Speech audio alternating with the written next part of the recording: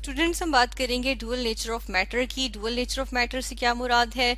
Matter क्या होता है? मैटर होता है, हम कहते हैं anything that has weight and occupy space is matter. ठीक है, जो भी जिसका भी कुछ वजन हो और जो है वो कुछ स्पेस घेरता हो, ठीक है, कुछ जगह घेरता हो, तो वो मैटर होता है। कोई भी ऑब्जेक्ट हो उसको हम मैटर कह सकते हैं।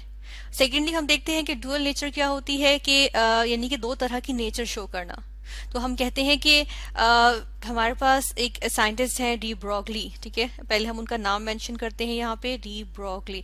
तो डी ब्रॉगली ने ये बात कही थी, ये आइडिया दिया था, ये कंसेप्ट दिया था कि जो मैटर है हमारे पास, जो मैटर होता है वो दो तरह से एक्ट करता है। एक बतौर वेव एक्ट करता है, ठीक है, यहाँ पर हम लिखेंगे, और सर्टेन कंडीशंस में ये बतौर हम कहते हैं कि हमारे पास ये जो है वो क्या करता है, एज पार्टिकल भी एक्ट करता है। ठीक है, एज पार्टिकल भी एक्ट करता है। ठीक है, ये हमने यहाँ पर लिख दिया। तो अब ये इसको क्या कहते हैं, इसकी डुअल नेचर आ गई, यानी मैटर की ये दो नेचर्स आ गई हैं, इनको हम क्या कहते हैं, डुअल नेचर ऑफ मैटर। इसके लिए डी ब्रॉगली ने एक इक्वेशन डिराइव की थी, और इस इक्वेशन को हम देख लेते हैं। ठीक है, यहाँ से हम इक्वेशन देख लेते हैं, ये वो डिराइव करके देखते हैं। पहले ऐसे करते हैं, वेव के रिस्पेक्ट से हम एक इक्वेशन लिखेंगे, और वो इक्वेशन होगी प्लैंक्स क्वांटम थ्योरी जो हमने पढ़ी थी। उसमें हमने कहा था एनर्जी जो होती है वो डायरेक्टली प्रोपोर्शनल होती है किसके, नियो के। ठीक है, और जब हमारे पास नियो क्या होता है, फ्रीक्वेंसी होती है, हम कहते हैं energy directly proportional to frequency है। ठीक है, और फ्रीक्वेंसी क्या होती है, नंबर ऑफ वेव्स जो कि पर सेकंड, एक सेकंड में पास करती हैं, उनको हम कहते हैं, उसको हम कहते हैं फ्रीक्वेंसी उस लाइट की। प्लैंक्स ने जो है वो लाइट के लिए दी थी। ठीक है, तो हम लाइट के ही रिस्पेक्ट से फिलहाल करते हैं। हमने कहा ये प्रोपोर्शनैलिटी कांस्टेंट, सॉरी साइन हटेगा, उसकी जगह इक्वालिटी साइन आएगा और एक प्रोपोर्शनैलिटी कांस्टेंट आएगा, जो इस इक्वेशन के केस में, इस एक्सप्रेशन के केस में एच आ जाता है। अब ये एच क्या है, एच हमने कहा था कि ये प्लैंक्स कांस्टेंट होता है, जिसको हम कहते हैं 6.63 एक्सपोनेंशियल -34, ठीक है, जूल सेकेंड। ये हमारे पास जो है वो उसके वैल्यू आ जाती है। इस इक्वेशन को ऐसे करते हैं कि हम टैग कर लेते हैं, और हम क्या कहेंगे, ये इक्वेशन 1 है, और ये किसने दी थी, ये प्लैंक्स ने प्रपोज की थी। नेक्स्ट हम आ जाते हैं किस पे, यहाँ हम बात करेंगे अब कि आइंस्टाइन ने एक मास एनर्जी रिलेशनशिप दिया था, और ये रिलेशनशिप, अब हम पार्टिकल के रिस्पेक्ट से बात कर लेते हैं। मास एनर्जी रिलेशनशिप दिया था, ये बहुत रिनोन, सॉरी ये बहुत हमारे पास नोन है। ठीक है, हम कहते हैं कि E = mc²। ठीक है, ये तो हम सब ने इसका नाम, इस एक्सप्रेशन का सुना हुआ है। ठीक है, बहुत मशहूर एक्सप्रेशन है, E = mc²। तो ये जो है वो एक्सप्रेशन है जिसके तहत हम कहते हैं कि मैस और एनर्जी जो होते हैं वो इंटर कन्वर्टेबल होते हैं, एक दूसरे में कन्वर्ट होने की सलाहियत रखते हैं। ठीक है, तो ये जो है वो ये हमारे पास एक्सप्रेशन आ गया, और ये किसके लिए है, ये जब पार्टिकल के लिए। ठीक है, जब मैटर ये हम मैटर के लिए बात करते हैं। ठीक है, फिर हम क्या करते हैं, देखिए अब यहाँ पर के इन दोनों की एक साइड जो है वो, दोनों इक्वेशंस की एक साइड जो है वो क्या है, हमारे पास इक्वल है। ठीक है, सेम है। तो हम क्या करते हैं कि इक्वालिटी यहाँ पर आ जाएगी, यानी कि हम इस तरह कर सकते हैं कि ई, देखें ई और ई बराबर ही है ना, ये दोनों चीजें एक साइन, इन दोनों की साइड एक ही है। तो हम क्या कर सकते हैं, एच न्यू इक्वल्स mc², इस तरह से कर सकते हैं। चलिए अब इसको ये हमने इसका आइडिया ले लिया। अब ऐसे करते हैं, यहाँ पर हम इसको इसी तरह इस एक्सप्रेशन को नीट करके लिखते हैं। ठीक है, तो नीट करके हम किस तरह से लिखेंगे, हम यहाँ पर देख लेते हैं। इसको यहाँ पर हम लेकर आते हैं कि एच न्यू इक्वल्स mc²। ठीक है, अच्छा यहाँ पर हम देख लें c क्या है, c हमारे पास यहाँ पर आ जाता है speed of light. Speed of light को हम कहते हैं c जो है वो क्या आ गया, c हमारे पास क्या है, speed of light, speed of light. और इसकी एक वैल्यू होती है जिसको हम कहते हैं 3 × 10⁸ मीटर पर सेकेंड। ठीक है, ये इसकी वैल्यू आ जाती है। ठीक है, अब ये हमारे पास इक्वेशन आ गई है, जो कि हमने जो है वो जो हमने दो इक्वेशंस को बैलेंस करके हासिल की है, दो इक्वेशंस को इक्वेट करके या कंपेयर करके हासिल की है। अब ऐसा कर लेते हैं कि इसके आगे चलते हैं। इसके आगे हम लोग किस तरह से इसको हम सॉल्व करेंगे ये देख लेते हैं। यहाँ इसके आगे क्या होता है कि हम जो है वो देखते हैं कि हमारे पास होता है फॉर्मूला होता है, न्यू के लिए होता है, यानी फ्रीक्वेंसी के लिए होता है c/λ। c यानी कि हमारे पास क्या आ गया, speed of light divided by lambda wavelength. ठीक है, सी की जगह हम क्या ले सकते हैं, हम वी भी ले सकते हैं। अब अगर सी जो है ना वो मुतबादिल होता है किस चीज का, वी का, यानी कि अगर हम किसी भी चीज की वेलोसिटी की बात करते हैं तो उसके लिए हम वी लिखते हैं, और सी जो है वो किसके लिए लिखते हैं, वो हम लिखते हैं स्पीड वेलोसिटी के लिए है या स्पीड के लिए ही, ठीक है, लेकिन किसकी स्पीड या वेलोसिटी, लाइट की, ठीक है। तो ये इसका मुतबादिल है। अच्छा, यहाँ पर अब हम वापस आते हैं, यहाँ पर हम देखते हैं इसकी ये वाली वैल्यू जो है ना वो हम यहाँ पर पुट करेंगे। तो इसमें जब हम प्लेस करते हैं इस वैल्यू को तो हम क्या लिखेंगे, ए सी ओवर लेमडा आ जाएगा, और यहाँ से क्या आ जाएगा, एम सी स्क्वायर, ठीक है।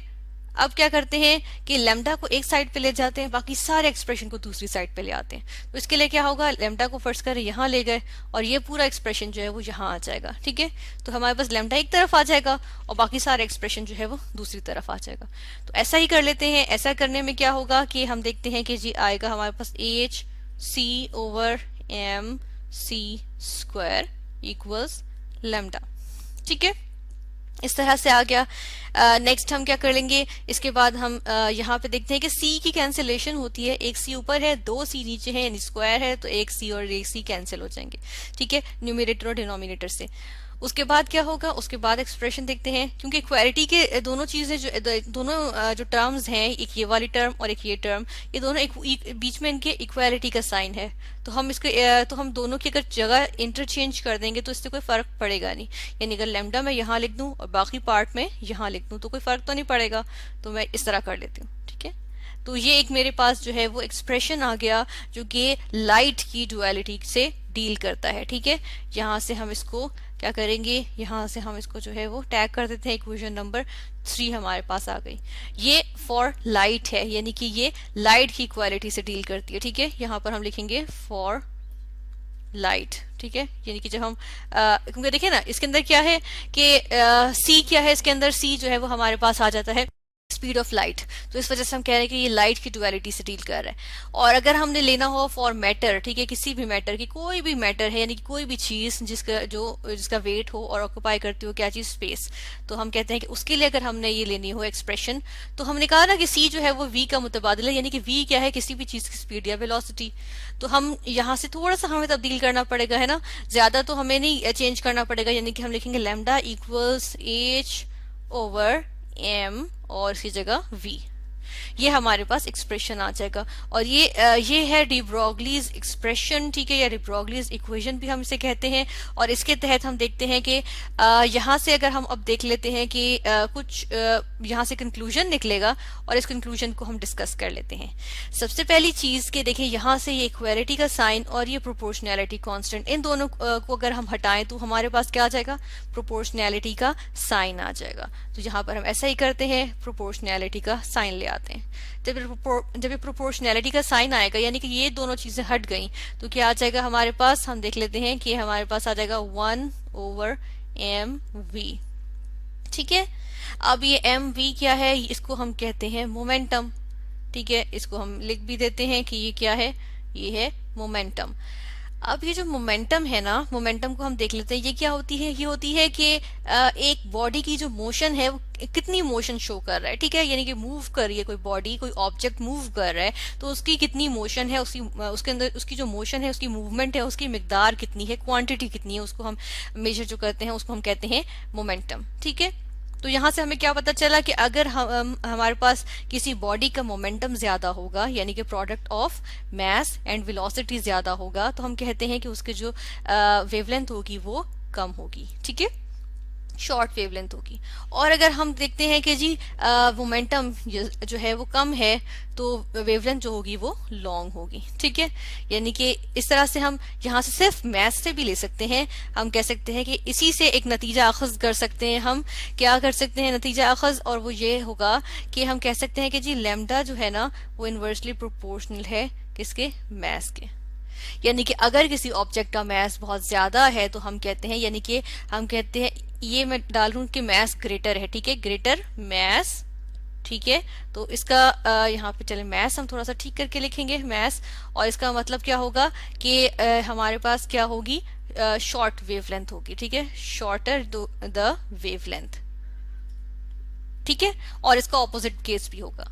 तो ये हमने क्या देखा, हमने देखी ड्यूअल नेचर ऑफ मैटर कि किस तरह से हमने de Broglie ने इक्वेशन डिराइव की, एक्सप्रेशन डिराइव किया डुअलिटी ऑफ नेचर को, ऑफ मैटर को, डुअल नेचर ऑफ मैटर को एक्सप्लेन करने के लिए।